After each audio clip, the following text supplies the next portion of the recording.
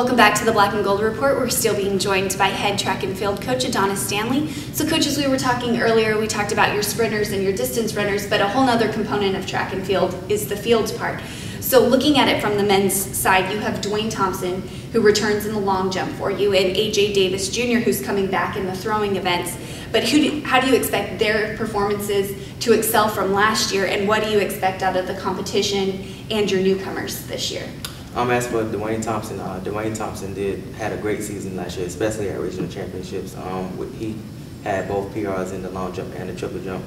But pretty much what I'm expecting out of him is that he has the potential to compete at the national level. So I'm hoping that this year, his training has been going well during the fall. So hopefully he'll be able to qualify at least provisionally in the long jump and triple jump this year. As for AJ Davis, he had stellar performances also at regional championships this year, and I'm just pretty much expecting him to progress more than he did and have better or greater performances than he had last year.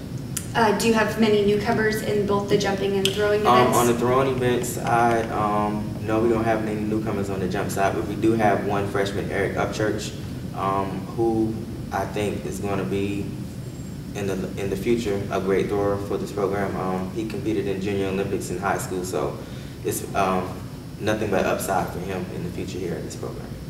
Right. Well, on the women's side now, you did lose Catherine Davis, who was a two-time school record holder in the discus and the hammer throw, but you returned Kiera Tennyson, who you said was going to be one of your key leaders this year. She also holds a school record in the high jump. How do you expect your throwing and jumping events to stack up in terms of the competition this year?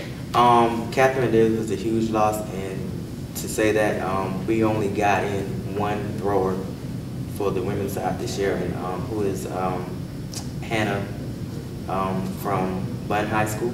So, and she's pretty much a distance thrower. So it's a lot of development going on for her in the shot put and the hammer throw this year. So I think once she develops in more than just the discus events, then it's nothing but more success for her in the throw side. And as for Kiera Tennyson, she did go to nationals in the high jump in 2010.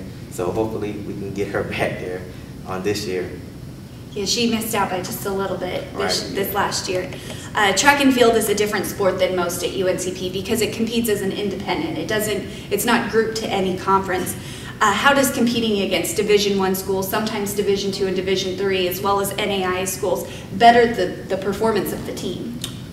Really, I don't look at division when it comes to track and field because there are great athletes on the D1, D2, and Division III level. I just pretty much just look at it as if it's great competition out there on the field, I expect them to go out there and push themselves. I think it kind of, competing against the bigger school kind of pushes them to push even more harder than they would versus running against smaller schools. But I think they get the same quality training here, just as D1 schools get. So pretty much it's just whatever they're running against at that particular meet, just pushes them to work that much harder. Right. There are a lot of new faces that we've talked about already, but for some that we haven't talked about, can you talk about the chemistry that you've seen amongst practice and in the fall this year, and then what you have coming in as well? This year is a rebuilding year for the track and field program. We lost a lot, as you know, we lost a lot of depth on last year, so this team is pretty young. It's a lot of development going on. It's a lot of them getting used to how I am, and I'm getting used to how they are. But as we gradually go along through the season, it's becoming a little more better, because they're getting a little understanding of who I am and what I expect out of them, and vice versa. So as the season progresses, I see great things, for this team this season. Right. Well, you said it's a rebuilding year, so obviously that moves us into the recruiting process. Right. What do you look for in an athlete when you recruit, and how would you explain your recruiting process when you're in the heart of your season? Most track and field events for high schools are at the same time that you're traveling with your team. Pretty much what I look for in the athletes is to see if they would connect with the chemistry that's going on this team, and pretty much to see if there will be a support into the vision that I'm trying to take this program. I look to see if they're coachable, and if they have great work ethic, and if they have those two main things and discipline, they'll be a good fit for this program. All right. Well, thank you for watching this week's edition of the Black and Gold Report, and until next week, go Braves.